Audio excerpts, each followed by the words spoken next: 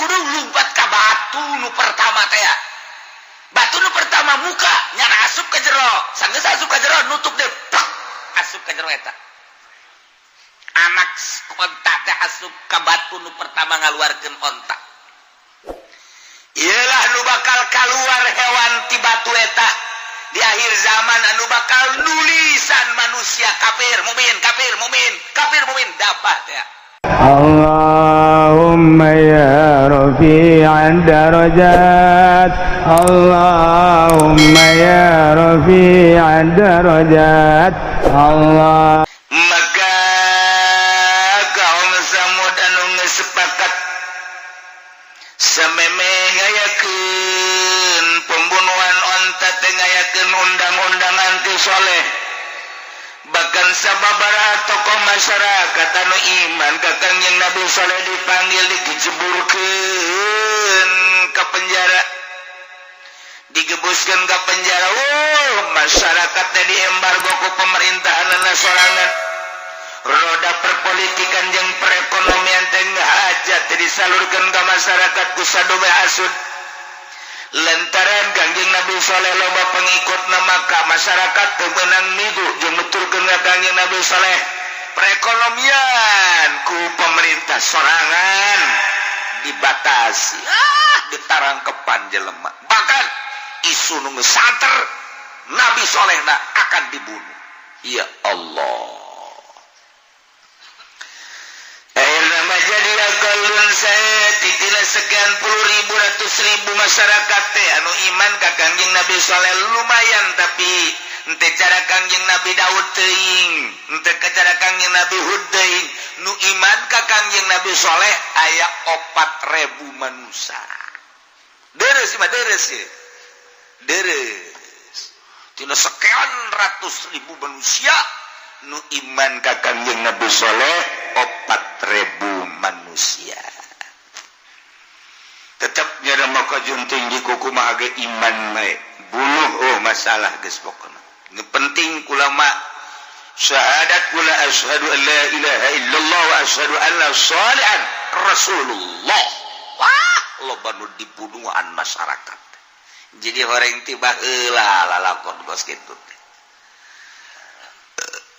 Kumpulan masyarakat untuk siap menyaksikan dibunuhna onta Kangjeng Nabi Saleh ku salah seorang manusia anu dibuli siap untuk membunuh onta tersebut ngaranna Ki Udang kunyana onta. Saenggeus teh udah dikupat kapit ku eta pedang. Kupat kawit langsung tublas. Teuncing ku Ki Kudar. Baiklah onta. Anaknya dikejar. Tetapi anaknya dikejar lompat ka mana lompat ka gunung. Begitu lompat ka gunung, lompat ka batu nu pertama teh. Batu nu pertama muka nyana asup ka jero. Sanggeus asup ka jero nutup deui. Asup ka jero eta. Anak onta teh asup ka batu nu pertama ngaluarkeun onta. Iyalah nu bakal kaluar hewan ti batu eta di akhir zaman anu bakal nulisan manusia kafir mukmin kafir mukmin kafir mukmin dabah teh. Geus moal bisa dihelak deui ke di akhir zaman. Mimiti lafaz Al-Qur'anul Karim bakal ditayakeun ku Gusti Allah. Urang muka Quran kaget. Quran ka mana hurufna? Dibukaan Quran teu aya, neangan deui ka lamari. Buka deui teu aya. Kaget, nanyakeun ka tatangga. Tatanggana nyokot Quran teu aya, rame. Bakal eueuh ieu huruf Al-Qur'anul Karim. Tinggal aya jelema anu hafizul Quran. Eta jelema nu hafizul Quran teh ditita maca Quran urang ngadaengkeun nyana nu teu talar ngadaengkeun nyana. Cuman umurna sakedeung teu kebal mararaot anu talal Quran. Tinggal paling nu talar kulhu kayak gitu tah. Nu talar bangsa kula birbil falak binas, anu bangsa lam yakunil teu katalar teh hese pabeulit. Iqra lam yakunil hese. Eta mah pabeulit biasa. sanajan ini tuh watini ge pambelit watini wazaituni waturi sini wa hadzal baladil amin aku khalaqna insana fi ahsani taqwim summa radadna wasbana samil ladzina amanu sholati wa tawassaw bil haqqi wa tawassaw bis sabr nah cak teh budak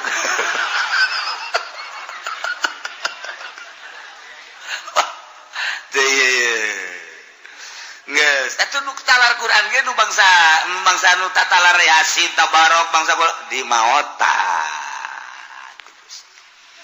tinggal cak buricak tapi mah gancang caritana timbul dabah eta berarti ti Yordan ke muka deblek keluar dabah eta nah iyalah nyana bakalna dibere ku Gusti Allah patlot teta patlot nulisan jelema kafir mukmin kafir mukmin atuh kadang katara di dieu sia kafir sia mukmin aya di dieu teu bisa ngahelak deui teh mah masyaallah kari ieu dabah nu eta masuk ka batu deui tinggal onta nu ieu anakna masuk ka batu onta nu ieu mah pae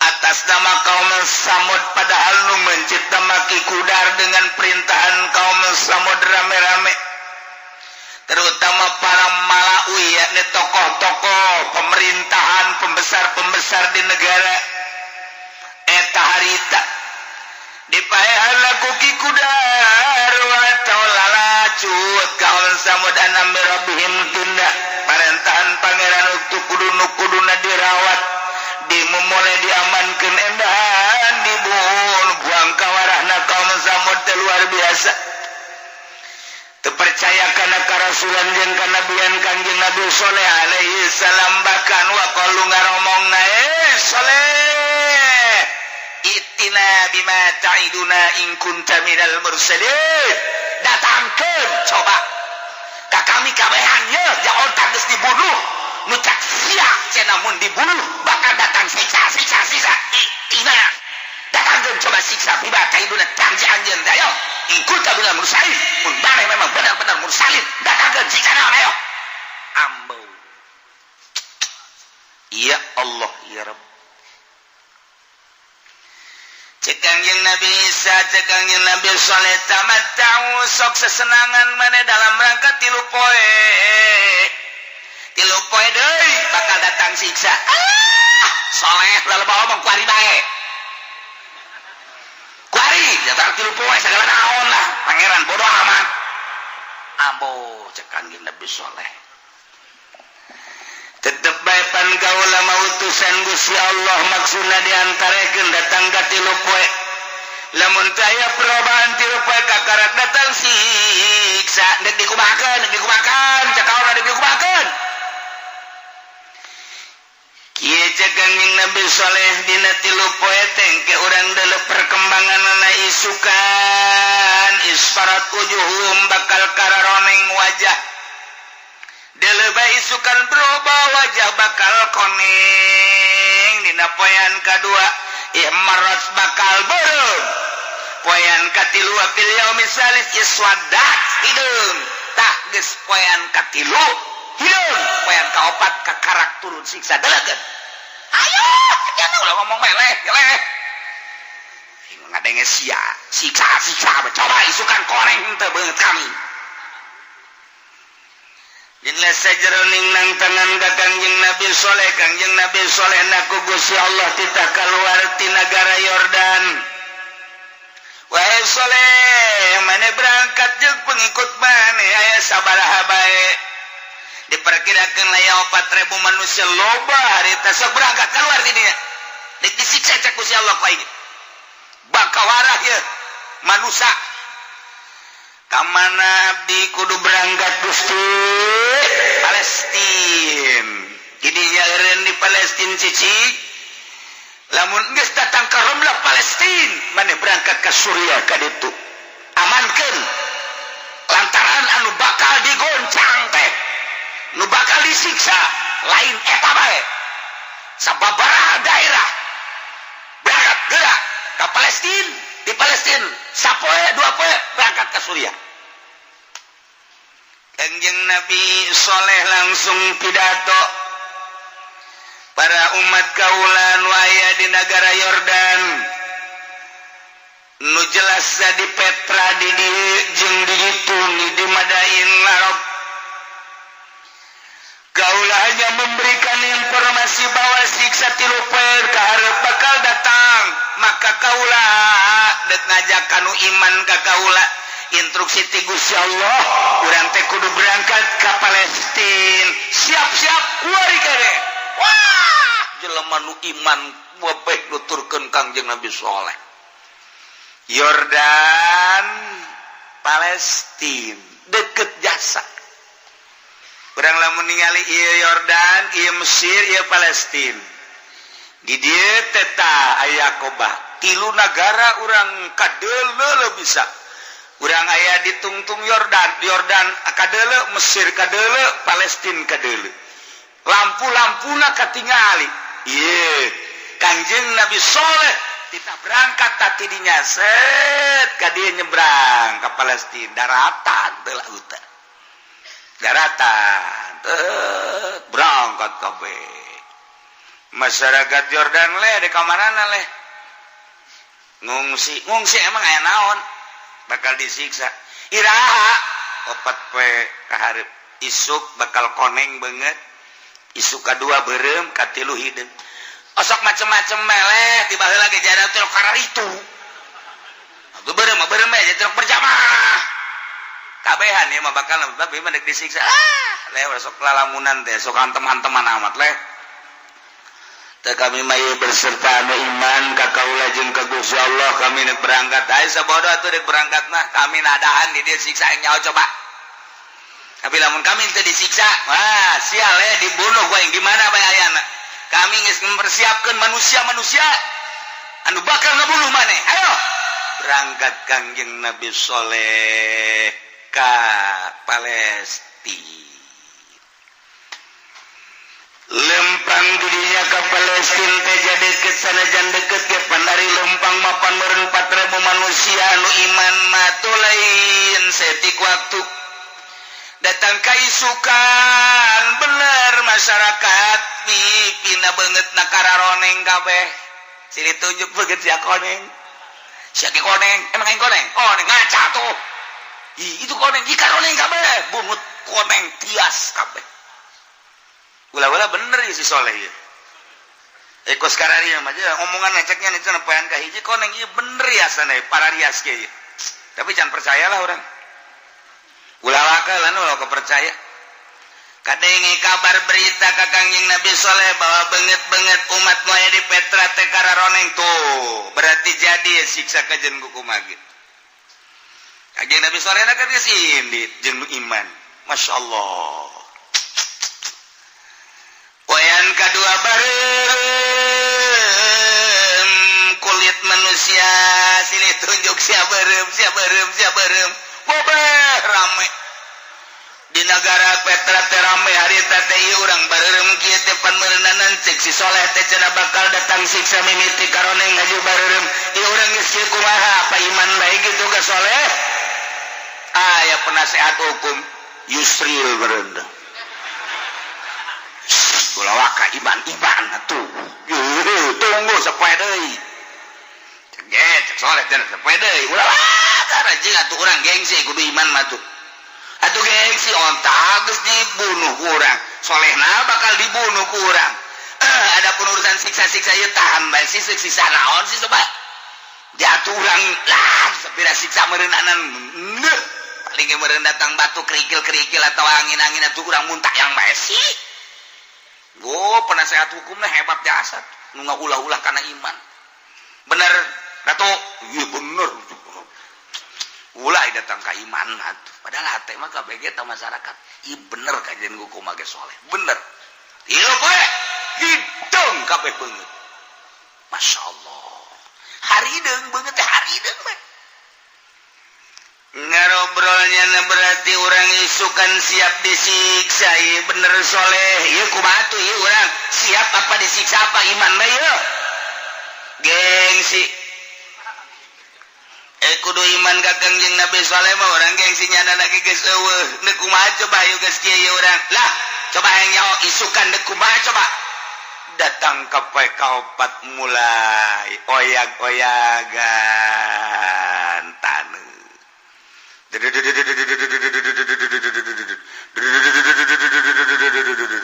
hoi aya lininya bener lini urang ka mana ya tahan lini sakira ieu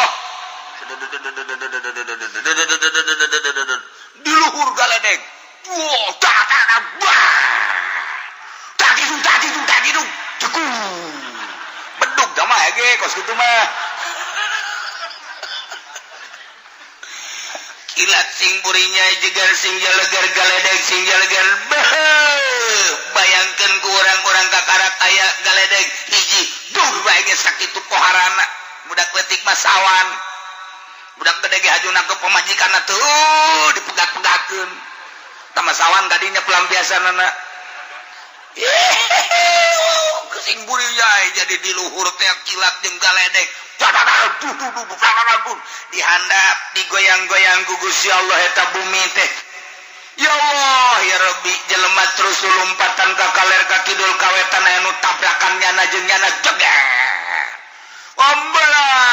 ya manusia tidinya lah ku Allah digedog-gedog we terus kaderenkeun ka digedog di luhur kilat jeung galedeg sing jeleger geus beol nu bisa kukumaha tuh terus diputar ku Gusti Allah langsung digedog terus bae digempakeun ku Gusti Allah das galedeg sing jeleger teh pluk kuari mah jelema nu hurup saurang-urang can kabeh ngusruh nu mantak fakhazat umur rajfatu fasbahu fi darihim jasimin maka Allah nyiksa ngeunaan ka kaum samud rajfatu gempa anu dahsyat zilzalatus syadidah lini anu luar biasa orang gempa kakarak 5 hektar 6 hektar 7 8 hektar geus kieu kajadianana urang lamun nyaritakeun kamari gempa bumi anu aya di Padang datang ka kuari cenah kajeroanana 3 kilometer eta teh jelema setelah dikeker teh jelema aya di jeuk kedalaman 3 meter 30 kilo lamun 3 kilo berarti kan 3.000 meter sabaraha ribu manusia harita nu gempa di Padang urang lamun nyaritakeun berbagai gempa nu laletik mah Garut di ditu gempa keur kula di Garut teh tepan eta aya jalan kareta kitu tah ieu kan pegunungan di dieu tah gunung nu belah dieu teh kapan nimpa kareta lantaran gempa kan didinya dedengkeun di dieu kapan loba manusia emang jelema di dinya mah tilok saralat judi malulu Cina dilongsorkeun ku Gusti Allah gunung ti luhur kana brek datang ka kuari kapan eta sabaraha ribu manusia teh diangkat anu di Sukabumi nu ku urang kadenge mantas tsunami Aceh harita digempakeun deui ku Gusti Allah lantaran jelemana tukang kredit malulukan di dinya digempakeun ku Gusti Allah datang ka kuari teh diangkat sabaraha puluh manusia Tasikmalaya urang lamun nyaritakeun anu laletik mah anu gedene Padang sabaraha ribu manusia ieu gunung tidinya dikadinyakeun ku Gusti Allah sedengkeun ieu kapan masyarakat tidinya ribuan imah gunung nu ieu ka dieu tadina kapan digoyang-goyang heula dadadadadadadad urang nu mengaritakeun tentang di Padang sarua digoyang-goyang heula goyang Karawang mantep goyang gunung nah dadadadadadad kunaon eta gunung gadarinya kabeh tanya bras bisa dibayangkeun ku urang Masya Allah karim yalah fa'akhazat umur rajfatu diabadikan di Al-Quranul Karim kejadian tentang kaum Kangjeng Nabi Shaleh ya kaum Samud urang bisa maca batin urang bisa nerawong komo lamun urang geus ka Yordan urang geus ningali ka Petra oh iyalah ditinggal kaum Kangjeng Nabi Samud mun urang ka Saudi Arabia kemudian berangkat menuju Syria belah ka kiri non gitu ka utara didinya ka Palaya Madain nah didinya ge sarua kayak gunung-gunung anu dipatri dipahat dijadikeun bangunan-bangunan masih diabadikeun datang ka kuari urang bisa maca mun urang ka Yordan atau urang ka Saudi Arabia bisa neule pahatan-pahatan kaum Kangjeng Nabi Samud kaum Kangjeng Nabi Shaleh ya kaum Samud ialah Al-Qur'an fa akhadhathum ar-rajfatu fa asbahu fi darihim jasimin dihandap digoyang dilinikan digempakeun anu luar biasa di luhur wasaya petak gledek midas sama di luhur ti handap bayangkeun ku urang sing celegerna ti luhur sing burilakna ti luhur dihandap terus bahkan suara-suara gemuruh wah anu hese dicaritakeun anak cakaol ulah kudu digoyang jeung galedeg ngadenge suarana doang ge urang kudu pae ku dahsyat-dahsyat ngadenge suara gemuruh na bae kudu pae jadi padange kamana suara heura eta teh kadenge gemuruhna suara teh kabeh ge kaget ieu teh suara naon di luhur lain di handap lain suara deuk aya tsunami kapan suara sarua bae teh suara kos gitu misteri teh suara kos Gunung Galunggung Tasikmalaya waktu kuda di Garut harita eta teh kapan cek urang Tasikna aya suara heula guru-guru dugan aya kaget kabehan ge orang Gunung Galunggung dibere suara heula nu mantak wali Allah mah dibere tanda-tanda lamun teh mah aya gunung kemudian hewan-hewanna tarurun teh berarti deuk disiksa urang kita hewan-hewanna tarurun eta teh ngabejaan ka para wali Allah mah ku bahasa isyarat hewan anu pahameun wali Allah mah sarua jeung utusanana bahwa gerak keluar ti dieu lantaran dieu teh disiksa mungkin orai mungkin binatang-binatang nu aya di leuweung atau di gunung keluar eta ngabejaan entak sing ade bisi di lembur urang aya orai aya monyet sing ade eta teh utusan Allah barang disiksa ku gempa dihandap ini anu luar biasa luhur kilat jeung galedeg sing jeleger fa asbahu fi darim jasimin maka jadilah kaum Samud di negaranya di desanya jasimina bergelimpangan tapak dekum mayat-mayat geus teu berdaya barikina ala rukab geus urut-urutna manehanana nentang ka Gusti Allah kuari mayitina rukab teu berdaya sing bergelimpangan bertekuk lutut dekat saha muntayang wae kabeh Masya Allah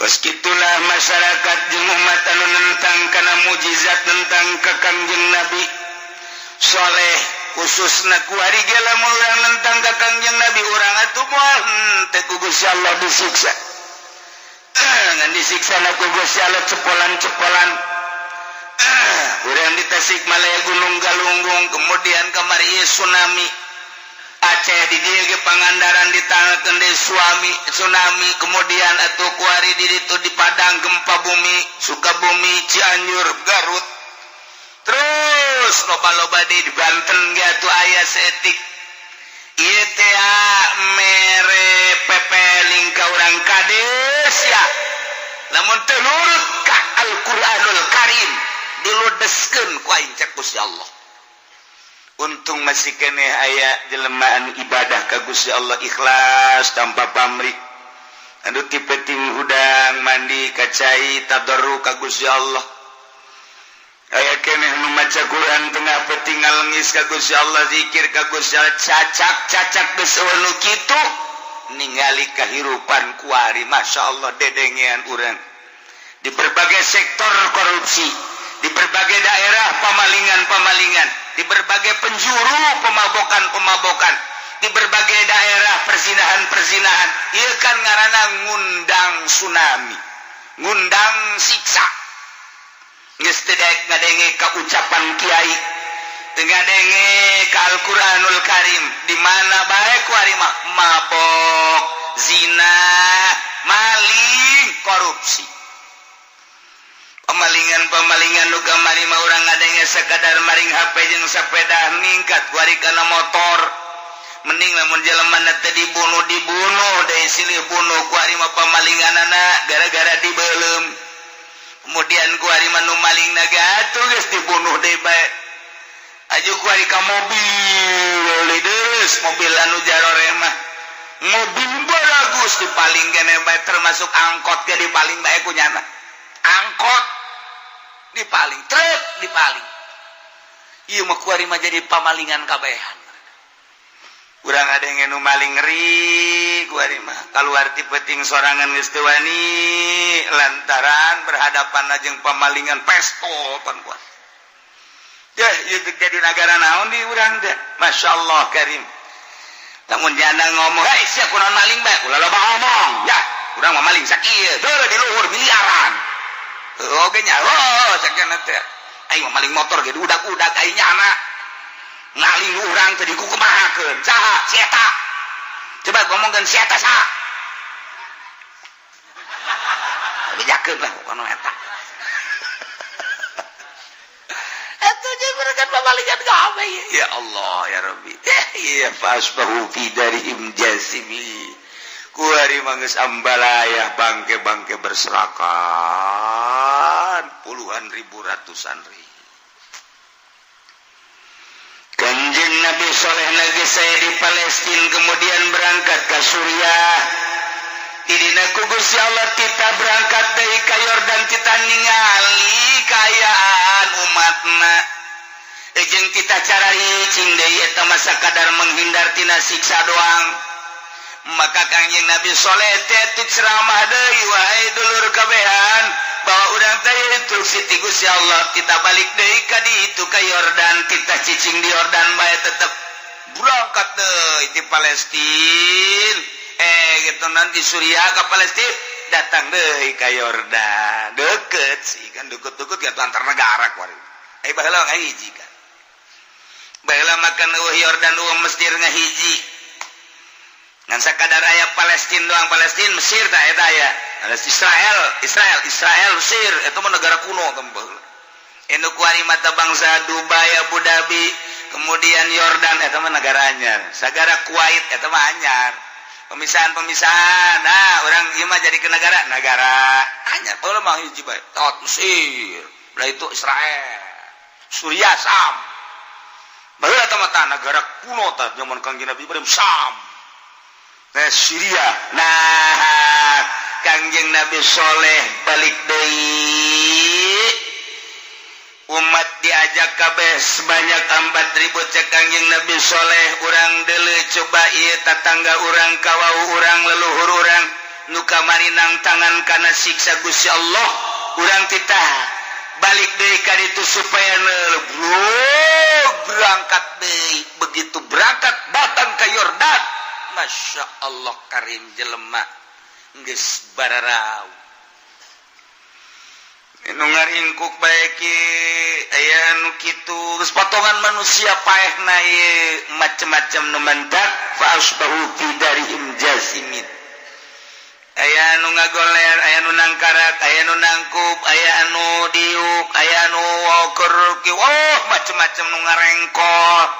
Iyalah jelema anu disiksa ku Gusti Allah. Datang Kanjeng Nabi Saleh kadinya fatawalla anhum. Ngabalieur Kanjeng Nabi Saleh ti kaum nawagola cek Kanjeng Nabi Saleh. Padahal mah geus maot. Tapi Kanjeng Nabi Saleh titah ngomong ku Gusti Allah. Ya kaum. Wahai kaum kaula, laqad ablagtukum risalat rabbi jelas nyata yakin kaula geus sampaikan ka anjeun kana risalah pangeran kaula amanat pangeran kaula wala sahtu lakum kaula geus ngasehatan ka maraneh kabeh kade kudu percaya ka kaula bahwa ku teh utusan Allah ieu onta sebagai mukjizat lain sakali kula terus bae ngasehatan terjadilah kos kieu walakin la tuhibbuna nasihin tetapi anjeun teh teu hayang tresep kana nasihat akibatna disiksa model karani. Gitulah Kangjeng Nabi Soleh nyarita diabadikeun dina Al-Qur'an sehingga urang bisa nyaho. Ieu teh kapan keur ngabeberah Kangjeng Nabi urang Kangjeng Nabi Muhammad sallallahu alaihi wasallam ketika Kangjeng Nabi dicaci maki diciduhan Kangjeng Nabi bahkan direncanakeun deuk dibunuh. Nalangsa secara manusiawi Kangjeng Nabi teh begitu Kangjeng Nabi nalangsa dibere dongeng ku Gusti Allah caritaan Kangjeng Nabi Soleh barang adenge caritaan Kangjeng Nabi Soleh Kangjeng Nabi urang ngaragap dada orang can sakumaha urang mah tuh geuning Kangjeng Nabi Soleh mah pohara jasa jadi ngarasa leutik Kangjeng Nabi dicaci dimaki dirusak sahabat dan lain sebagainya Kangjeng Nabi narek dibunuh diusir eta Kangjeng Nabi ngarasa leutik lamun neuleuh ka Kangjeng Nabi Soleh alaihi salam diabadikeun dina Al-Qur'an tentang kaum Kangjeng Nabi Kangjeng Nabi Soleh yani kaum Samud ucapan Kangjeng Nabi Soleh na ieulah fatawalla anhum wa qala ya qaumi laqad ablagtukum risalat rabbi wa nasahtu lakum walakin la tuhibbuna nasihin kaunikanana aya dua manusia nu hiji awewe nu hiji lalaki keur eueuh di dinya nu hiji lalaki ngaranna Kiargolnya nama keur ka tanah haram Mekah anu hiji deui awewe nyana keur nyaba keluar daerah dinya begitu ngadeunge nu awewe bahwa disiksa di lembur eta awewe eta hayang nyaho coba kos kumaha siksana barang datang ka dinya lantaran nyalawat teu iman ka Kangjeng Nabi Soleh eta gempa aya deui jangan gempakeun sorangan doang wah ada sing jeleger deui sakumaha tadi teh buak padahal jang sorangan doang wah sebabnya bertanya-tanya kos kumaha siksana di jero hatenya teh kos kumaha datang ka ambalaya kieu isi siksa kos kumaha ieu gara-gara teu iman ka Kangjeng Nabi Soleh jaing ge teu iman kos kumaha dibuktikan ku Gusti Allah suara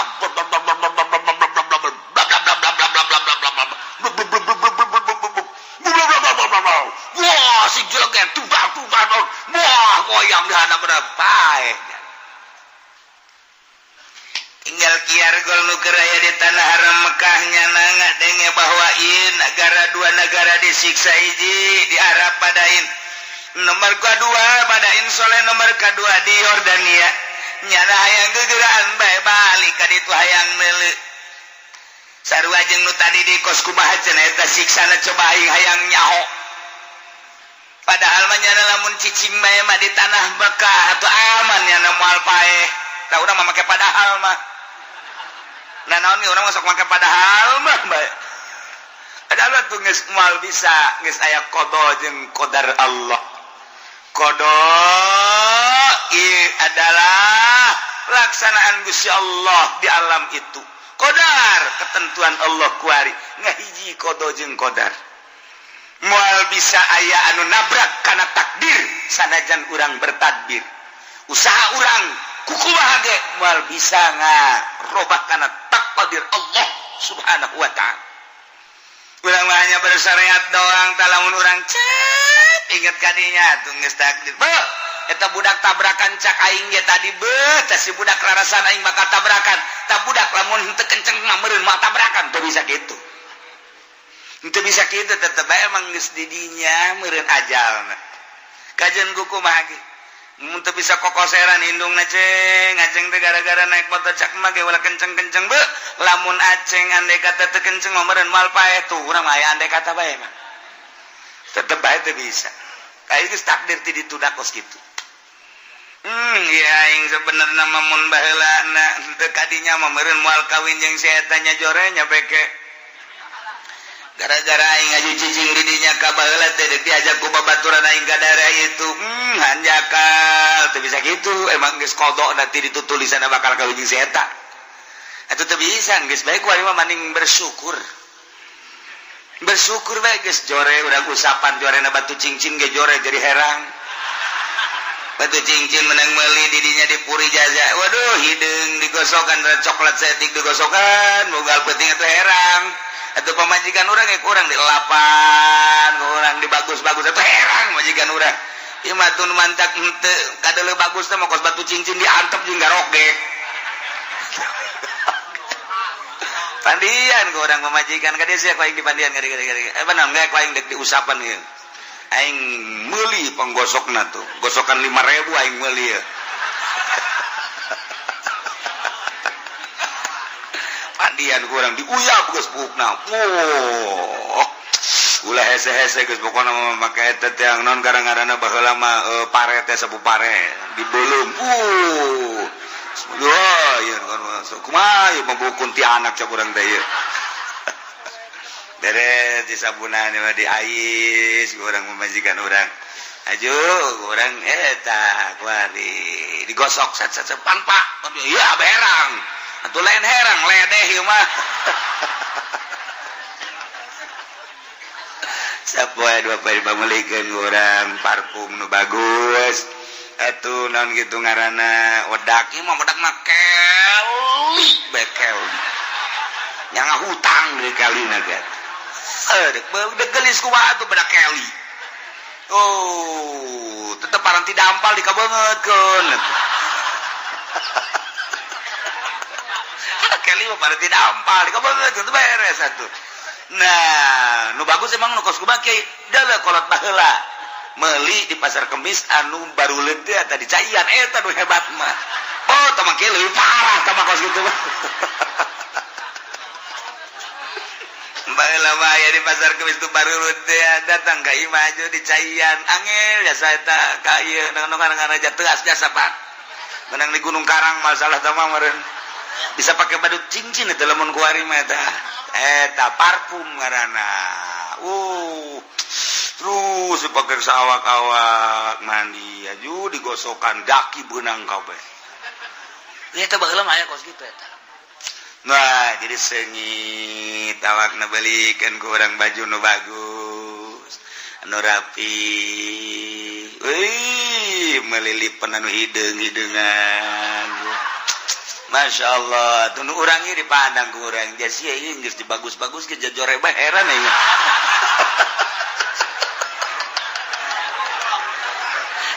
Krobas ya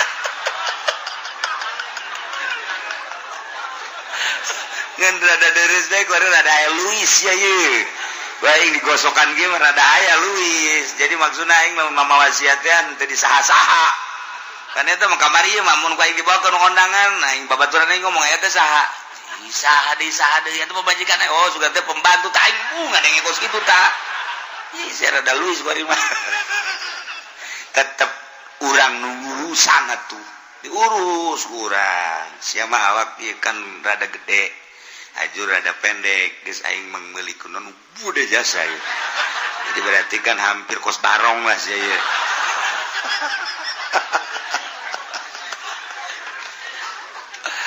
Masya Allah Karim nailah diabadikeun dina Al-Qur'an tentang kaum Samud anu dipimpin ku Kanjeng Nabi Saleh alaihi nu saurang deui nu aya di tanah haram kiargol ngaranna lantaran ngadenge bahwa nagarana disiksa nyana datang bener kabeh pemajikan anak tetangga geus darku nyana ngacerit anu luar biasa bertanya-tanya saruanya naga ieu si kumaha siksaanana datang ka pararae kabeh datang ke bangunan-bangunan ngan sakadar bangunan gunung bae anu henteu dirobajang diabadikeun ku Gusti Allah adapun nu lain-lain mah nu di dataran rata anu di macam-macam beak bae geus kabeh teh ku gempa nyana bertanya-tanya dahsyat amat kos kumaha siksana sih ya mulai wor wah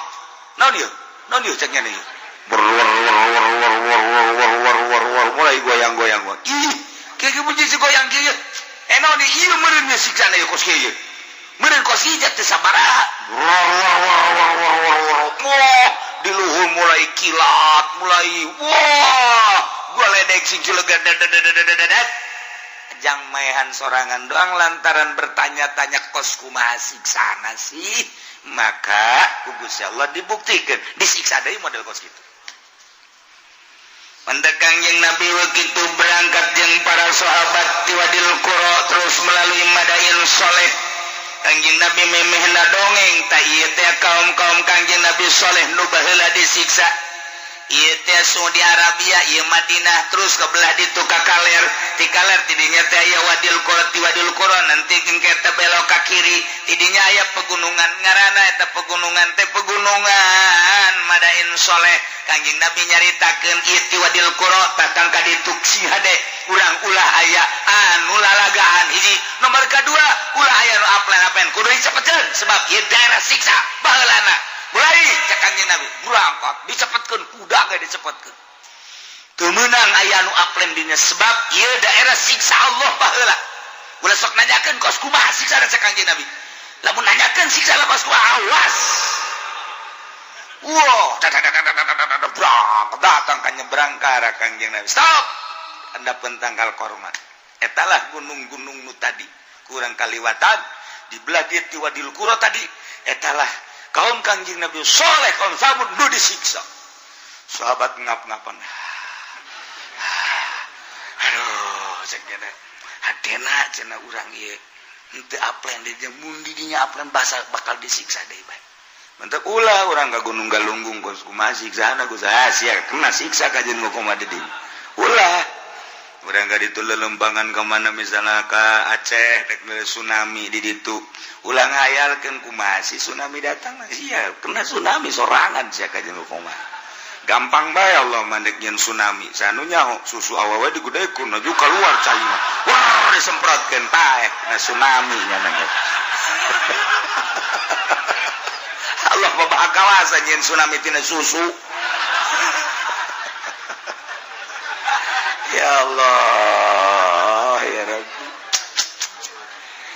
selesai Gusti Allah ngabebrah Kangjeng Nabi melalui dongeng kaum Samud dipimpin ku Kangjeng Nabi Soleh alaihi salam bakal dilanjut ke masih keneh dongeng Kangjeng Nabi Lut alaihi salam di Yordania di dia Palestina tah di dia di tengah-tengah antara Yordan jeung Palestina ieulah kaum Kangjeng Nabi Lut jadi masih kene Yordan kene ngan jauh ari nu tadi mah Petra kebelah ditu wetan ari ieu mah di dieu nah keh urang bakal nganyahokeun tentang sifat-sifat jeung tingkah kaum Kangjeng Nabi Lut alaihi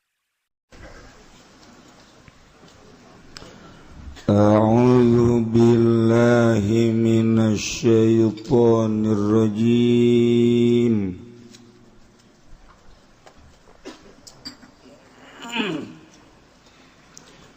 بسم الله الرحمن الرحيم كتاب الردة utawi ikilah iki kusuiji kitab hale tetep ing dalam mertalakeun riddah murtad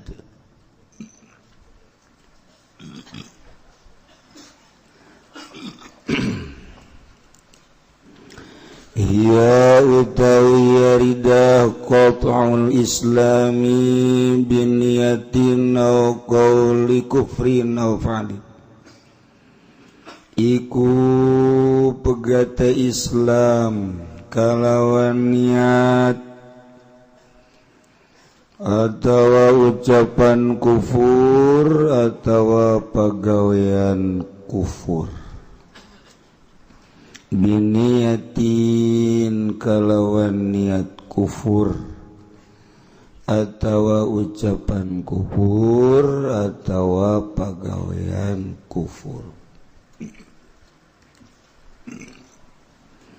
Sawaun qalahu istihzaan aw inadan aw i'tiqadan, iku pada utawi entah ngucap ya wong ing qol istihzaan kena arah-arah ngaguguyon aw inadan atawa kena arah-arah angas aw i'tiqadan atawa kena arah-arah tekad.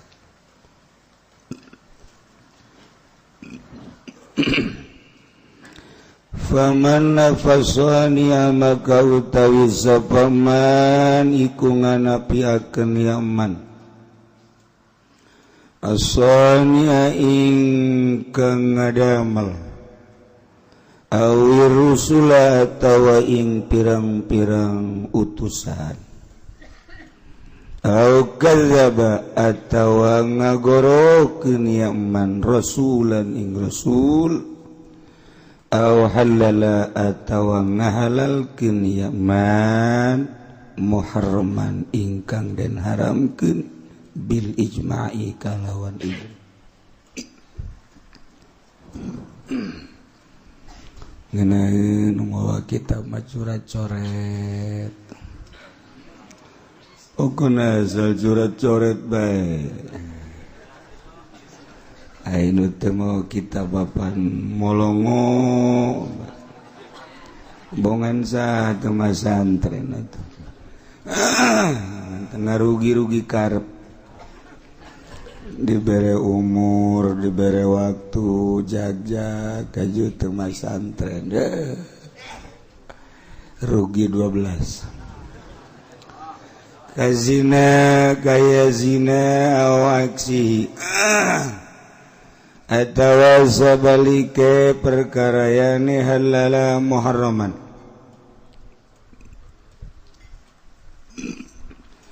au nafa atawa nganapikeun yaman wujuba mujma'in alaih ing wajib mujma'alaih au aksi atawa sabalike perkara yakni nafa wujuba mujma'in alaih au azama alal kufri godan atawa ngazam yasiman ingat tase kufur ing dalam engko esok au taraddada fihi atawa mang yaman pihing dalam kufur kafara maka kufur yaman kafara maka kufur yaman. Kitabur ridati hiji kitab rek nyaritakeun ridah nyaritakeun pamurtadan. Ieu penting kurang diaji komo di akhir zaman ayeuna loba niat ucap jeung pagawean anu ngamurtadkeun. Wayana urang ngaji bisa nganyahokeun sanggeus nanyaho urang hati-hati. Pangrugi-rugina jelema ketika maut murtad. Na'udzubillah. Sebab bakal dikulub salilan, dibelem salilan.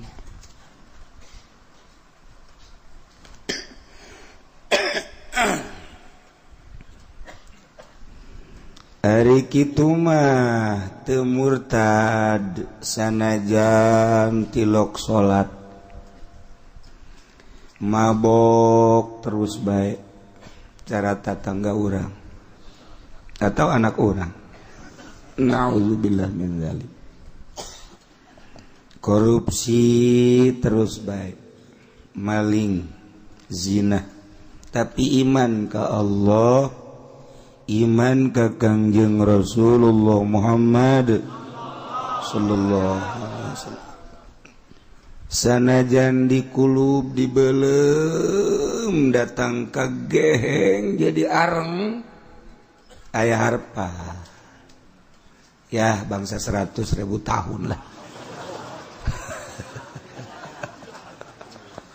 Nyana geus leutik harpan surah. Geus jadi areng geus teu kadeuleunana. Aya harpan ke diangkat ku malaikat keluar sia areng keluar bangona ieu di jero hate sia aya Allahan jeung aya Muhammadan lah cek nyana teh sawarpan kadieu cek malaikat keluar ke di pandian di haud Kangjeng Nabi Muhammad sallallahu alaihi wasallam. Nyai-nyayan deui kadeur aya mataan, aya irungan, aya cedian. Biasa jadi jelema deui biasa. Jadi ai. Tapi mah geus jadi areng ai hideung geus. Gara ka sorga cek malaikat. Embung. Embung kita ka sorga leutik hate cenah. Jiban embung, emang ka neraka deh, ka neraka embung panas. Ih ka sorga ieu mah geus bagus, henteu lah. Henteu cek jeung izin dikeun ka sorga. Izin, nya da boga ka izin balik deui tah. Malaikat ka sorga, moal. Moal tetap bertahan.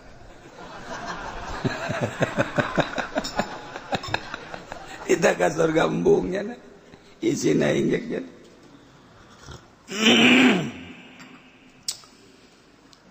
ti Gusti Allah geus aya instruksi anjeun tintah ka surga bae kajeun embung-embungan bejakeun ka pangeran moal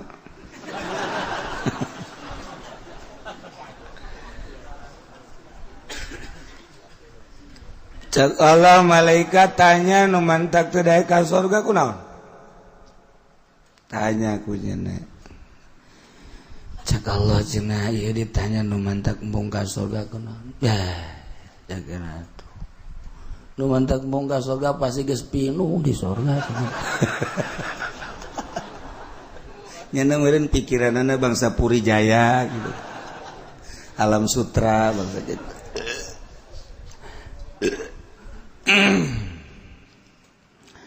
Cek malaikat ulah sieun surga lega keneh tetep maneh kudu ka surga henteu lah sakitu aing daripada di itu ngemper engke sing serikeun babaturan lah moal aing geura ka ditu bae lanan ulah wakan can neuleuh pan ka surga lah sanajan can neuleuh ge sabaraha silegana surga cek dieusian ku manusia di zaman Kangjeng Nabi Adam katungtung umat Kangjeng Nabi Muhammad mana ting mayakna cek kana jelema bangunan-bangunan kaing datang ka ditu waju pada naranya di mana tempat angkaning geus parinu moal lah geus ayo ka ditu bae cek malaikat moal bejakeun ka Gusti Allah aing geus sadar aing mah di dieu bae wara teh jelema. Urang mana eta? Urang pondok eta. Ya Allah, Masya Allah. Ayo datang bae ka ditu datang. Enta. Tapi ku malaikat digiring datang ka lawang surga. Tuh. Ih, cekeun aja lega kene. Bejakeun malaikat. Nyana ridhoeun tah henteu lamun dibere pangtungtungna nyana nu asup ka sorga bakal dibere sagede langit jeung bumi luasna saluas langit jeung bumi bakal dibikin ka nyana ridho teh bacakeun nyana langsung brak bae sujud Gusti gede teuing atuh teu saimbang cek nyana jeung kula mah salat tilok puasa tilok lah sapira kula engka supaya gerak ka jero wah dibere jadi pangpanderinan masuk ke sorga teh bakal dibere saluas langit jeung bumi beuh atuh nu ngaraji di dieu mah geus teu kacaritakeun ku dena atuh ulah ka amin nya ka sorga nya teh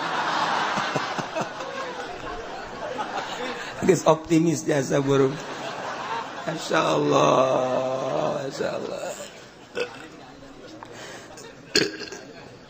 nu mantak ulah murtad baheula komo datang ka kafir musyrik na'udzubillah min zalik wa min zalik ieu murtad ieu tah mantak kurang dibahas lalaunan tentang murtad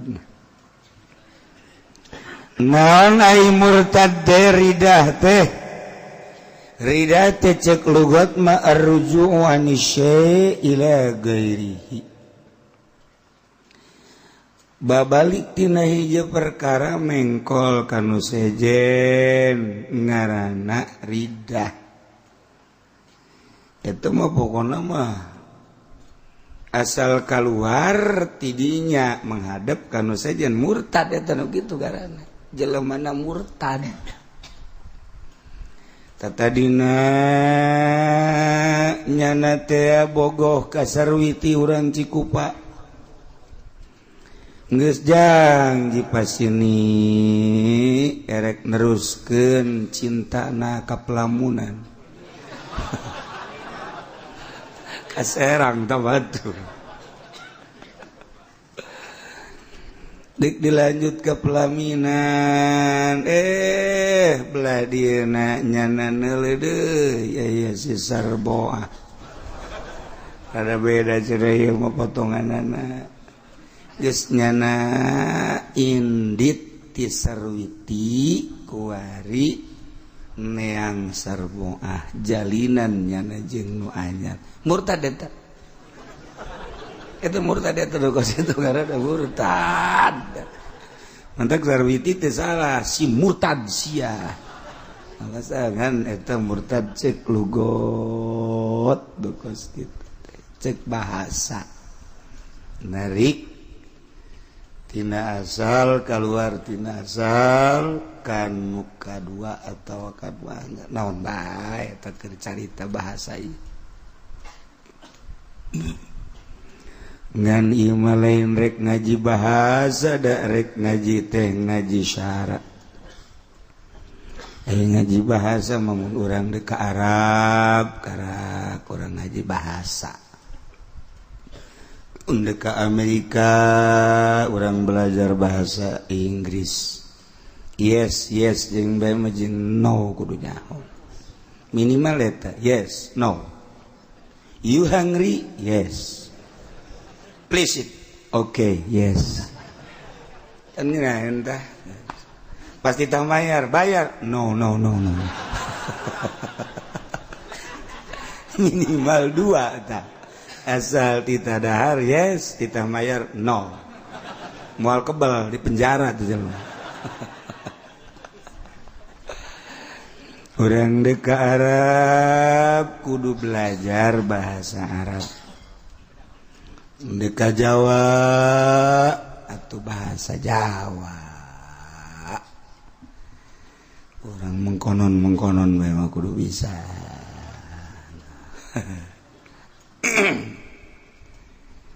aya nini ka Mekah beuh betah jasanya na ibadah di Mekah anu ngaganggu anak incu betah nyana di Mekah di Madinah barang balik datang ke bandara King Abdul Aziz nyana embung balik paksa aku kepala rombongan embung jak nyana betah nini mah di Mekah dipaksa aku ketua kloter enggak tah ieu mah di dia jak nyana teh di Mekah bae resep iya resep si resep iya incu anak dulu di itu di Jakarta geus narungguan karang tak aing mah kajeun paeh di Mekah bae betah jasa di Mekah wah ada jasa temen ini nginain jasa ibadah cenah di Mekah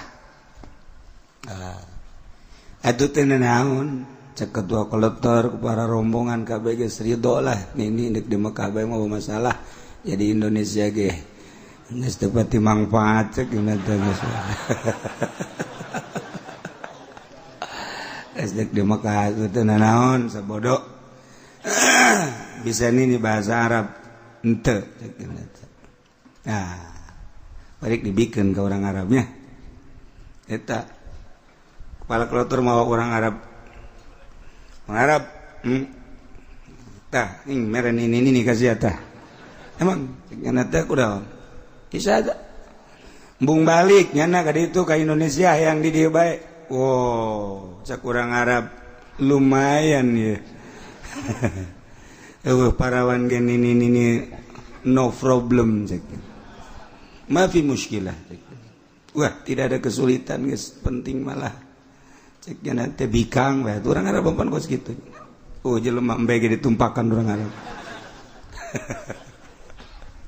Tah, ini orang Arab dah. Sok, gerang ngomong kadinya. Barang ditanya, Isbuk, calang apa ini? Isbuk, calang apa itu ini? Bisa aja, Majnun aja. Dicarikan ke orang Arab. Cek ini, aing mah balik ke Indonesia lah. Balik, aing balik. Emang orang tuh bisa bahasa Arab, aing riweuh ceknya. Tuh, tuh bisa bahasa tadi mah betah jasa ceknya. Tuh betah ke bangsa urang di ditu ngahijina. Barang ngomong yang orang Arab tuh betah kan. Bahkan cek kepala kloter dilalaga ku kepala kloter nini sing hade lain orang Arab doang kan bahasa Arabna engke nini lamun deuk maot malakal mautna kan bahasa Arab di dieu mah aju mun ditanya ku malakal maut teu bisa engke bahasa Arab asalna nini moal dicabut-cabut nyawa ge pan ieu geus kolot gua lah balik ke Indonesia balik teu bisa bahasa Arab baliknya ke Indonesia.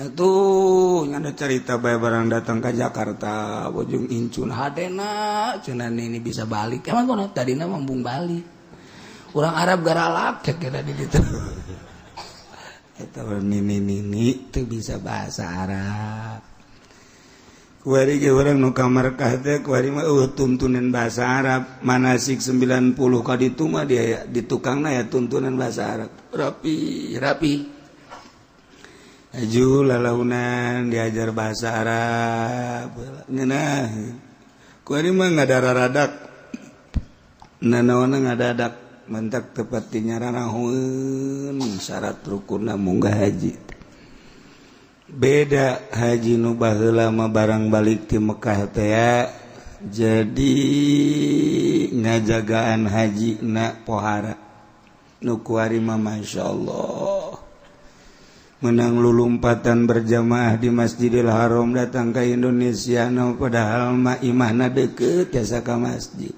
kos musuh jeung masjid embung asup ka masjid teh bung ya Allah malah mah menang saminggu tatanggana aya anu nanggap jaipongan ngibing deui masyaallah ngibing deui andak barang ditanya sih kunaon ngibing deui lah aing mah di ditu nage gelut bae jeung urang Arab. Kan kunaon? Aing di ke masjid Panderi di gang teh tah. Jadi aing mah teu boga tempat di ditunya. Urang Arab galak geser cenah. Aing tilok anggeus salat ge cenah. Datang keur tahiyat geser nangtung bae aing mah geus. Ya terkenal ku ari nyana haji geser. Ku ari terkenal di Indonesia ngaranna haji geser. Ya Allah, orang Arab bisa dengan geser-geser doang. Aksara ngaran lidah teh qatul Islam biniyatin megatkeun Islam kalawan niat kufur. Lamun cek tukang ngaji ma ieu hazful awal bidalil lisani biniati teh didapatkeun kana kufrin anu kufrina eta sabada qauli biniati au qauli kufrin biniati kufrin saraja gitu kurang bagus anu bagus mah biniati kufrin au qauli au fa'li eta nu hebat mah mun urang nyaritakeun tentang nahu kulantaran ieu mah kitabna kitab jembrongan teu bisa dibaca ku budak leutik mana bisa budak leutik maca kitab kolot ge hese ieu mah qauli kufrinna diteundeun di tengah biniati eueuhan qauli kufrin ayaan fa'lin eueuhan deui jadi ngetes ka kiaina coba sia bisa tante coba ku aing diciclek kieu talamun biniatina eueuh kuprinan sarua jeung biniati kuprin jadi hazful awal lidalil lisani au qauli kuprin aya paling eueuhan ieu mah hazful sani lidalatil awal eta nu hebat mata sebab awalna aya kaduana pasti masih moal teh kitu. Jadi diayakeun duanana tanda lamun geus bisa nganyahokeun kos kitu berarti kiaina hebat. Geus ana hebat kahebatanna engke dijual ka Golkar. Jadi geus lakunya nah geus kuari mah jadi kiai partai. Adena aing teu ka Golkar cenah kuari ka PDI atuh sawaun ge. Aduh kiai ngalain cenah lain kiai partai mah kiai NU dah NU ge sogok menyogok kuari kurang sedih kuari nela pemandangan NU dinten teh ge kultur urang teh kultur NU tetapi urang ningali muktamarna gerlut perebut naon meureun teh NU gerlut teh gerlut lamun NU na gelut atau kaum nu lain NU na perang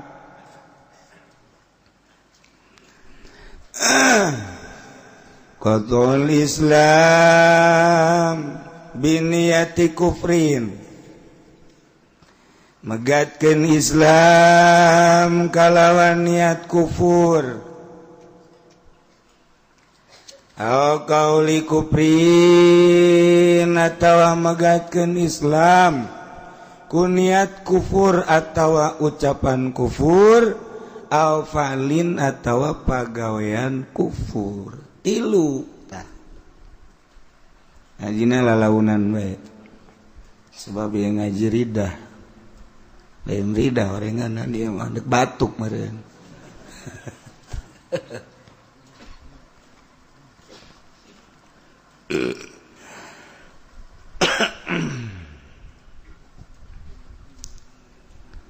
megatkeun Islam biniyati kufrin ku niat kufur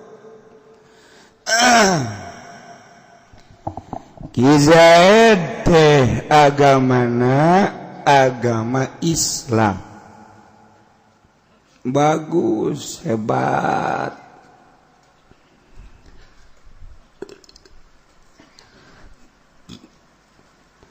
kuari Ki Zaid bergaul di negara atuh bergaul di negara mah sebab negara orang Malay negara Islam negara demokrasi teu salah ngan inget asasna demokrasi mah lain asas Al-Quran lain asas agama. Asasna ialah asas materi. Jauh bertolak belakang antara Islam agama non gitu syar'i yakni agama naon gitu negara syariat jeung negara demokrasi. Asasna jauh. Ieu mah asasna religi Islam. Syar'i mah agama syariat mah negara syar'i mah negara syariat mah, tapi lamun demokrasi mah adalah materi. Jauh antara agama asasna jeung materi. Tapi di Indonesia bisa ngahiji. Di Indonesia teh bisa ngahiji. Ayat 3 agama nu diperhitungkeun baheula ku Bung Karno. Hiji agama Islam sebagai mayoritas. 2 agama Kristen, berikut Katolik, berikut Protestan. Nomor 3 Marxis, tapi bisa dihijikeun dari Sabang sampai Merauke. Ialah keistimewaan Bung Karno. Lain sakadar menang pemikiran Bung Karno nang musyawarah. Para inohong-inohong nu aya di Indonesia, terutama mayoritas Islam, tentu para kiai-kiai, setuju ngadirikeun negara demokrasi anu make Pancasila. Kok bisa kos kitu sih? Wallahu a'lam. Geus kos kitu bae. Tetapi dirasakan kurang damai, indah, bahkan kuari jadi percontohan negara-negara lain. Jadi percontohan negara-negara lain. Kiai teh setuju lamun kuari negara Indonesia dirobah kurang kuari jadi khalifah, sangat setuju. Nah atuh kiai henteu ngarobah atuh hayu jeung aing perang sia. Sia lamun perang boga naon? Boro-boro ditembak ku hinis geus coplok sia. Kayakinanana namun endek kurang ngarobah negara kayakinanana mantak pupuk di kuari lalaunan supaya satu saat orang dek ngarobah negara keyakinan orang geus luhur. Lamun keyakinan model kos orang kos kieu mah moal menang orang dek. Contoh keyakinan ya. Kurang kumaha harebatna nu aya di MPR. Kurang kumaha harebatna menteri. Kurang kumaha gubernur harebatna. Dina harti harebat teh aya sagala nu talar Quran kapan di MPR teh. Lain lalagaan mun nyaho. Menteri agama teh nu kamari ieu teh lain lalagaan. Eta teh Quran teh talar. Lamun urang nyaritakeun agil baheula. Talar Quran. Talar Quran, filsafat hebat, hadis da pohara, bahkan kuari keur nalar Bukhari. Berarti kan hebat lain lalagaan.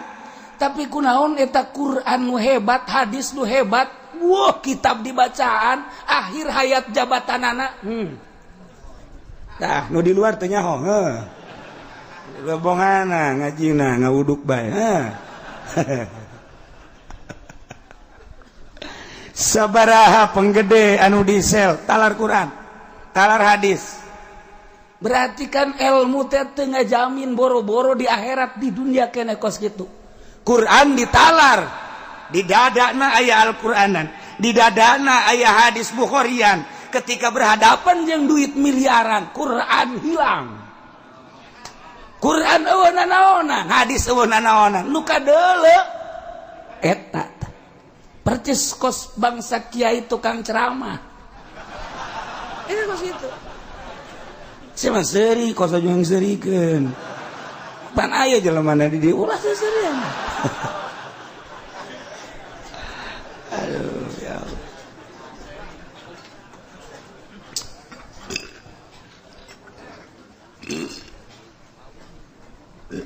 Nah, paingan cek abah, ingat baik.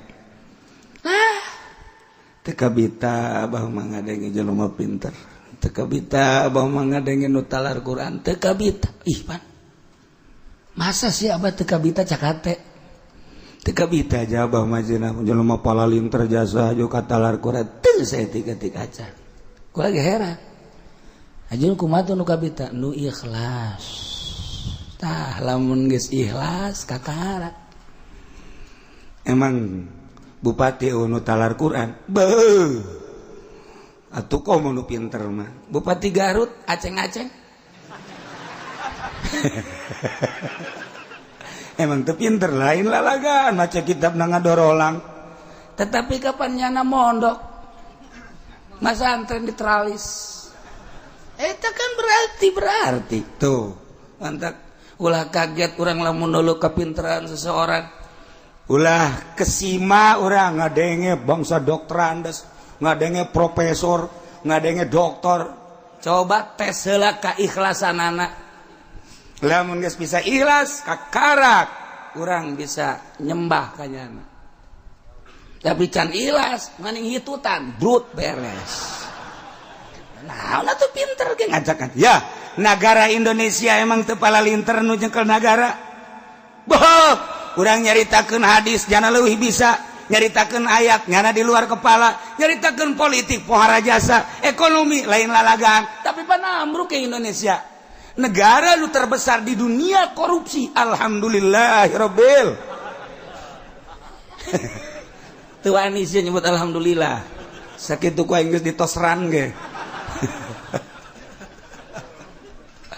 mata naon artina pinter atuh dek gacak-gacak negara mah naon artina pinter atuh dek gacak-gacak agama mah ye nu mantak ulah kaget di lembur aya dokterandes aya sarjana aya santri tamat SD gente santri mun ditanya sia sakola kelas berapa 3 atuh teh boga ijazah henteu aing mah emang kunaon sia teu naik bayaranna make suluh keur ieu jadi eta santri lah ieu dokterandes sarjana nu sejen aya wayang ngariung mah santri nu dipanggil sarjana ngamakmum ka nyana Al-Fatihah santri lah cak sarjana teh emang sakitu doang ieu cenah santri mah hayang ngariung doang je soekeun sungut teh ku aing sia ieu manfaat lain deui ya tu santri masyaallah jeung nu nyahoeun mah beda ieu sarjana ieu doktor ieu santri sarua tang ngarendeng nu nyahoeun mah beda sinarna lain deui sinar wajahna lain deui sebab aya ikhlas santri mah santri ge lain santri anu haju ka Golkar lain ieu mah pagong ka Golkar mah Alhadin Sawa tah mah nah Zaid agamana Islam gaulnya na lantaran di Indonesia mah atuh kos kitu jadi aya Islam, aya Kristen, Protestan, Buddha, Yahudi ayalah di Indonesia mah gaul ku sebab gaul caroplok keyakinanana di jero lalaunan saeutik ka bawa akhirna kadituna ngomongna ge geus lain deui agama itu ya sama saja baik-baik terus gabelah dituna tu bergaul bahasana ge milu ka Kristen milu terus etik gabelah ditunanya na ngarenung gorenganannya di Islam eueuh nu hebat di perekonomian ningali anu baroga pabrik ke Kristen ningali nu boga perusahaan Kristen digali anu mararaju usaha anu boga Indomaret dan lain sebagainya hampir mayoritas Kristen Islam aja cak yana lah aing neuk ngazam asup Kristen bae lah ke bulan hareup mah wari keneh asup Kristen atau aing neuk niat asup Kristen harita keneh niat Kristen jadi niat kafir harita asup niat jadi Yahudi harita niat harita jadi Masya Allah ya diniatan di jero hate teh deuk asup ka Kristen atau Katolik atau Protestan atau diengkekeun deui lah cak nyana ke bulan hareup aing mah kakarak asup Kristen harita keneh ngan asup Kristen bae disape di neraka jahanam Masya Allah sing ade ku niat Oh. Atau digantungkeun niatna ditaklukkeun. Lamun itu si Kristi daekeun ka aing. Aing ngasana deui awewe di dunia ngannyana doang. Ye teu budak buta atuh mata. Ceknya nama urang Lampung meureun. Sagitu parutihna gede adat. Datang ka jana tuh kos kitu ngomong nage. 1.000.000 bintang di langit satu yang bercahaya. Masya Allah. 1.000.000 gadis yang cantik hanya engkaulah yang kucinta. Wow, parah jasa. Sedangkan si Kristi mah agamana Kristen. Nyana ngomong, andaikan si Kristi mencintaiku dan mau menjadi kekasihku, siap aku akan masuk Kristen. Cek nyana eta harita keneng geus daekeun teu daekeun eta nyana mah Kristen bae. Masya Allah. Na'udzubillah min zalik wa min dari sing hade. Gusti Allah.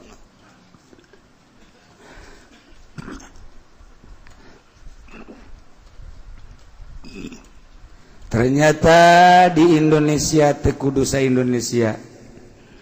Tangerang teu kudu sa Tangerang.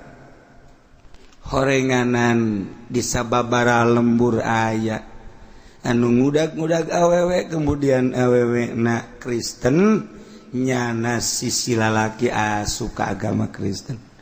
Ya Allah, hanya demi sawah mencong. Akidah dikorbankan ku goblok-goblok teh si jelema. Ieu bakal carita urang goblok teh padahal mah atuh hidayah we dicabut ku Gusti Allah. Mantap hidayah mah mahal jasa, lain nu urang nu Allah. Urang lamun inget ka kibar siso, 500 santai naga nu bisa hiber. Tapi panjana kabita ku seorang wanita, ya Allah ya Rabbi, zina, mabok, ngabunuh, maut, kafir. Mantap kula dibangga-bangga gagah jabatan harta termasuk ilmu nu Allah ketika dicabut bauna naon. Aye niat sing hade lempeng-lempeng mantap jadidu imanakum bila ilaha illallah. Perbaharui iman ku ngucapkeun la ilaha illallah. Ulah eren-eren minimal maca la ilaha illallah ba'da salat 3. Jangwatan iman la ilaha illallah 3 balik. Tarik handapeun bujal 2 jari sampai ka ubun-ubun. Supaya roh urang teh bener-bener ngucapkeun la ilaha illallah. Bantingkeun ka luhureun susu katuhu 2 jari. La ilaha illallah kahandapeun susu kenca. 3 ta salat seperti gitu disebut talqin zikir. Tarik napas ilaha illallah. Geus ku 3 ge insyaallah. Ku 3 ge. Jaga iman sing hade lah moal kebal hirup di dunia. Nasihatan awak urang teh lamun neuleuh mobil mewah cak urang teh aing hayang amat nasihatan ku urang awak sadar sia sadar jasana jan sia teh sadar ge dek naon nu pake meulina.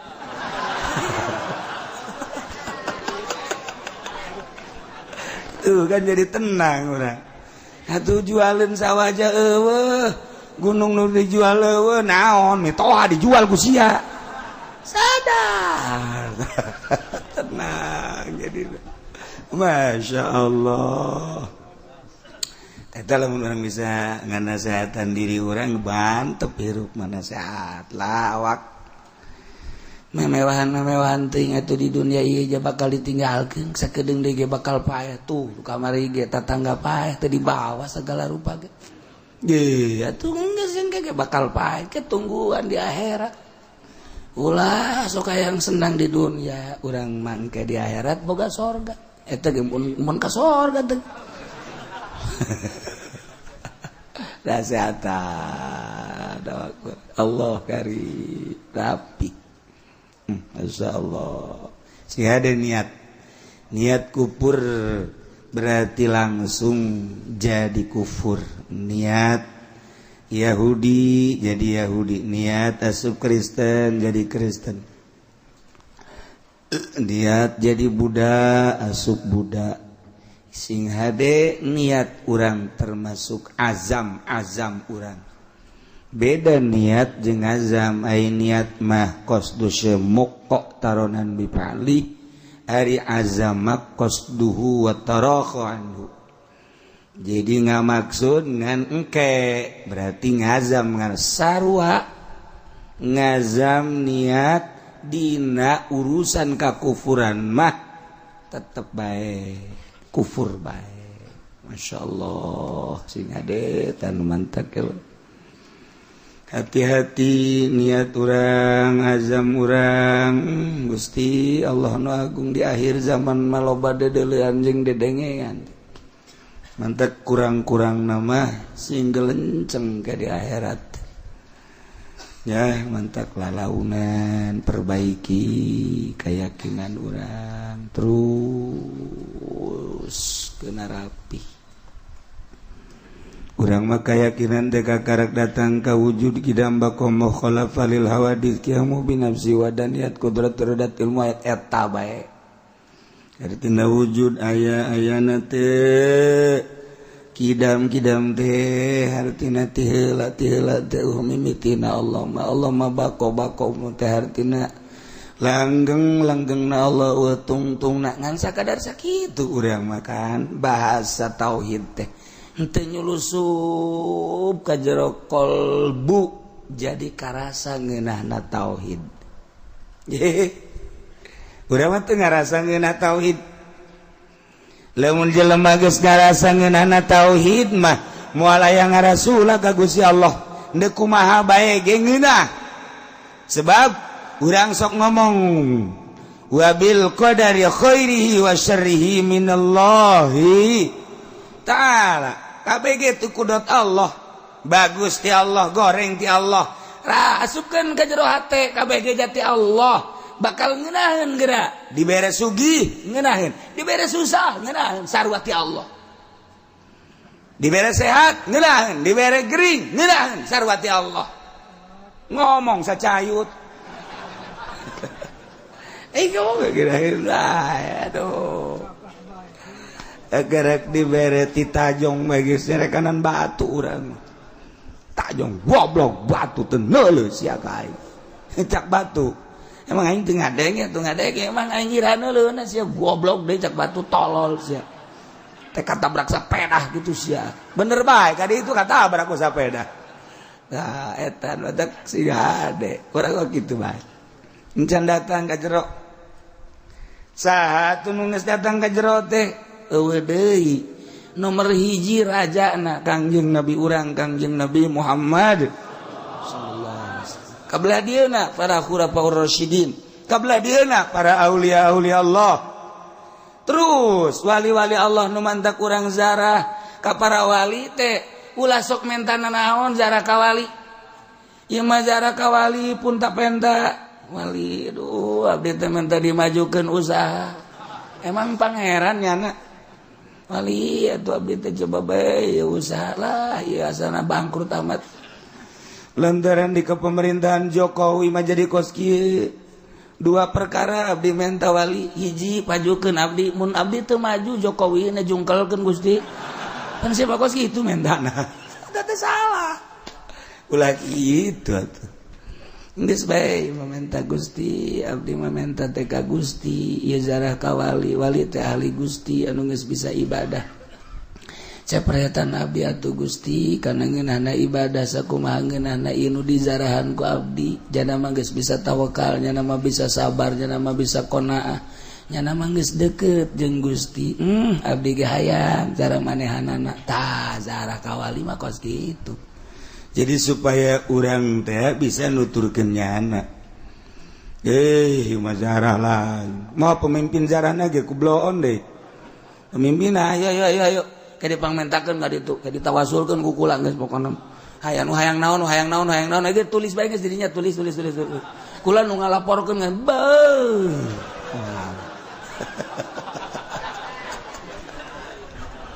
eta tolong pemimpin zarahna lain hayu pupuk supaya rapih nyahueun karena aturan-aturan zarah nu mantak Muhammadiyah ngaharamkeun ge eta nyana eta geus kitu haram tuh zarah geus kitu mah ulah haram non kitu zarah ka para wali basa kumaha eta tadi supaya kacepretan kabeleteran masyaallah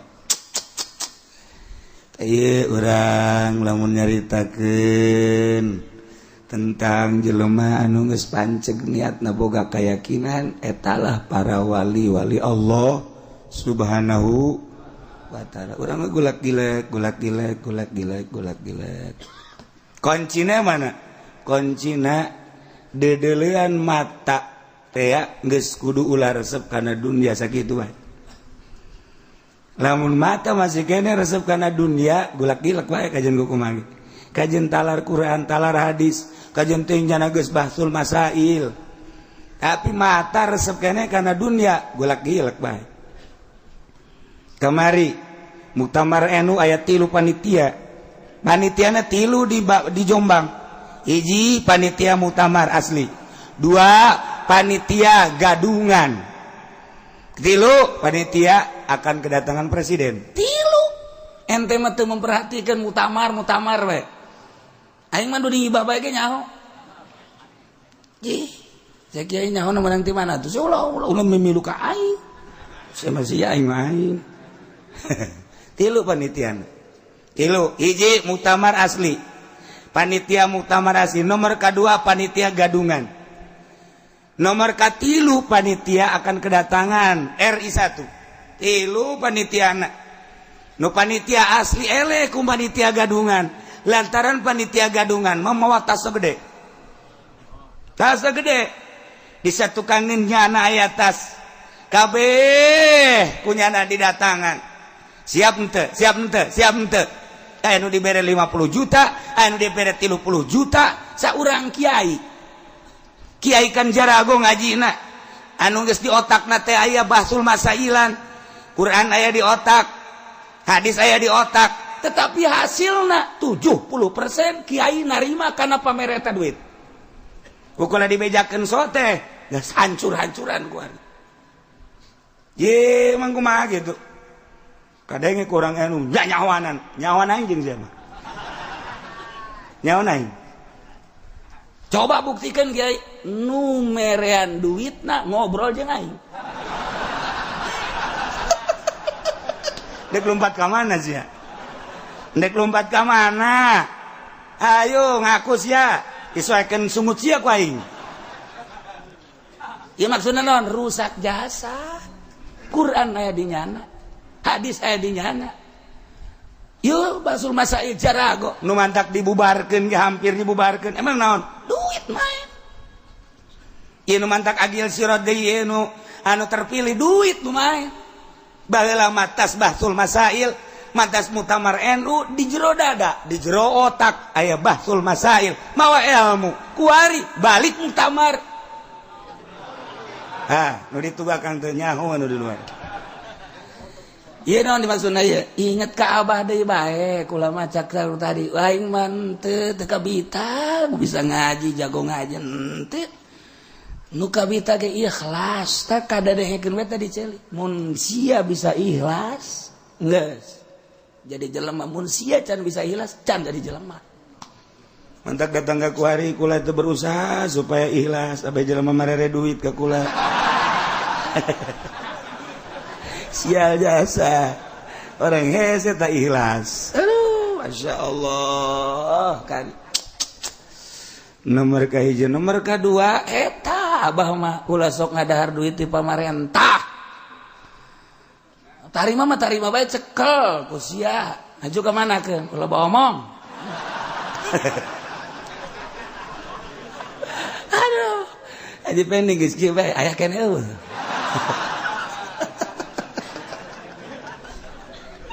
Ieu kula ngabejakeun sote lain naon supaya ulah jadi rahasia agama abe maju. Urang jeung pamarentah ulah bendu. Jaloba kepentingan anu urang teh diuruskeun ku pamarentah. Nu ulah sote lain babarengan jeung pamarentahna. Ja birokrasi moal kaluar ti pamarentah. Partai kaya di pamarentah. Hayu dukung pamerena ulah dicokot. Cak kitu. Ulah kieu. Ulah wah ekstrim jasa ka pamarentah. Ulah negara urang kan negara politik. Politik kan aya di pemerintah anu ngajalankeun roda politik kan pemerintah jangan salah mah lain pamarentahna lain politikna kiai nu narima duit di pemerintah eta nu salah nama lalu bawa ngomong put tenang geula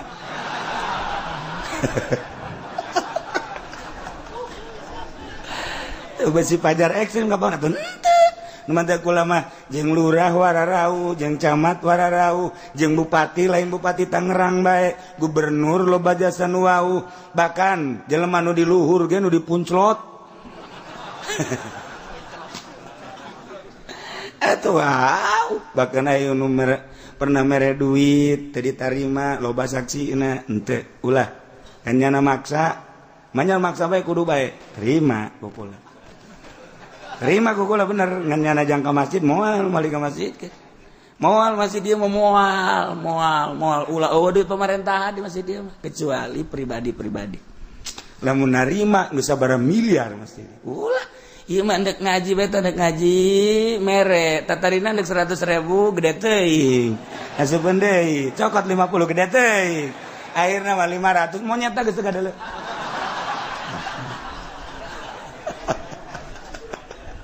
Tapi jadi baik. Nah, masyarakat di dia tadi dipaksa nyen masjid. Ulah bisa nu ngomong teu ngeunaheun ulah didengekeun. Geus nyana pelit ulah dipenta. Geus ieu mah masjid Allah, tapi ternyata di Cilongok mah masyaallah. Kukula karasa lain bae lalaki awewe ge awewe mun dipersilakeun titah ngabangun daraek nya mah di dieu. Sebab di omebe ku panitia. Aduh, ya orang nyeritakan niat cing hade.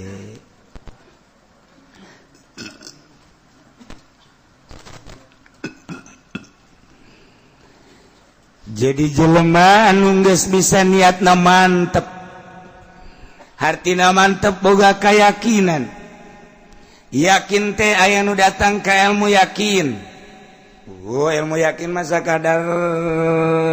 sakadar dina cangkang aya nu datang kana ainul yakin aya nu datang kana hakul yakin tah eta urang teh dina niat ge dina niat lamun can datang ka ainul yakin cara urang kieu teu husu salat teh teu husu salat sholli fardhal maghribi salasa rakaat Allahu akbar biasa Allahu akbar mulai sapatu aing sendal aing anu maling moal nya ieu masjid ieu mah biasana rada rawan ieu aduh ku aing teu dititipkeun ka tempat sapaditipan kan kaduhung jasa aing aduh masa si salat kos kitu tah eta kan salat hampir rata-rata